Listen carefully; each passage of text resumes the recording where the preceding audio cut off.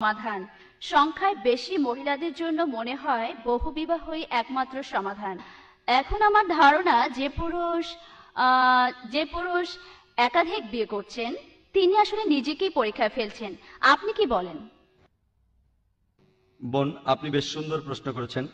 আপনি বলেছেন যে কোরআনের নিয়ম অনুযায়ী একজন পুরুষ একাধিক বিয়ে করতে পারেন, মহিলারা বহুবিবাহ করতে পারেন না, তবে পুরুষেরা পারেন।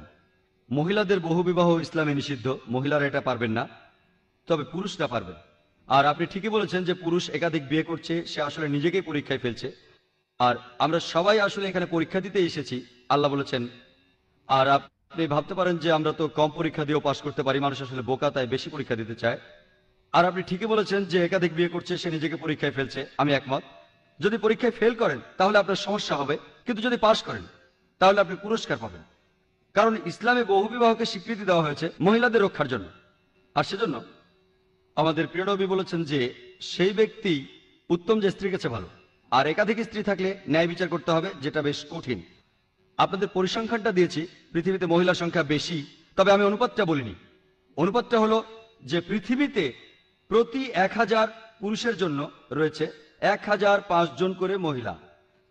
তার অর্থ অর্ধেক পার্সেন্ট, প্রতি 1000 পুরুষের 5 জন একাধিক বিয়ে করতে পারবেন। এক কথায় অর্ধেক পার্সেন্ট। আর তাই আল্লাহ ব্যবধানটা খুব বেশি করেননি, অনুপাতটা 1:4 না, মহিলাদের সংখ্যা 4 গুণ বেশি না, মাত্র অর্ধেক পার্সেন্ট। আর এটা বহুবিবাহ অনুমোদনের একটা কারণ। অন্য আরো অনেক কারণ আছে। মানুষ আসলে প্রাকৃতিকভাবেই বহুগামী, কিন্তু অনেকের শারীরিক চাহিদা বেশি থাকে, যেটা পুরুষের মধ্যে বেশি থাকে মহিলাদের চেয়ে। এখন সে বাজারে গিয়ে পছন্দ করে রক্ষিতা কিনতে পারে, অথবা সে যেটা করতে পারে তা হলো একাধিক বিয়ে। এভাবে সে দুজনের উপকার করছে, নিজের উপকার করছে, আর যে মহিলা নিরাপত্তা দরকার তার উপকার করছে। ইসলাম আলহামদুলিল্লাহ সবার উপর সুবিচার করছে। সবাইকে বলা হচ্ছে না যে আপনি একটার বেশি বিয়ে করেন, তবে যদি বিয়ে করেন, যদি ন্যায় বিচার করতে পারেন, তাহলে ইনশাল্লাহ আপনি পুরস্কার পাবেন। একাধিক বিয়ে করে ন্যায় বিচার করতে পারলে সব পাবেন, তবে ন্যায় বিচার করাটা কঠিন। তাই যারা একাধিক বিয়ে করেন এবং ন্যায় বিচার করতে পারেন, আলহামদুলিল্লাহ তারা বিয়ে করতেই পারেন, আর আল্লাহ তাদের উপর খুশি হবেন। কিন্তু যদি না পারেন, এটা কোনো ফরজ না যে করতেই হবে, মুস্তাহাব না। যদি বিয়ে করেন এবং ন্যায় বিচার করতে পারেন, আল্লাহ আপনার উপর অবশ্যই খুশি হবেন। আশা করি উত্তর